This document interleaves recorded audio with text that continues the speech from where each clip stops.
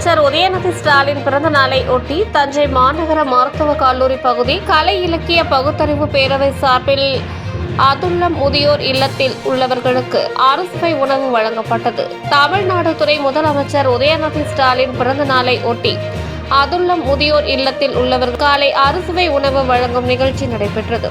மாநகராட்சி மேயர் சென் ராமநாதன் தலைமை வகித்து முதியோர்களுக்கு உணவு வழங்கினார்.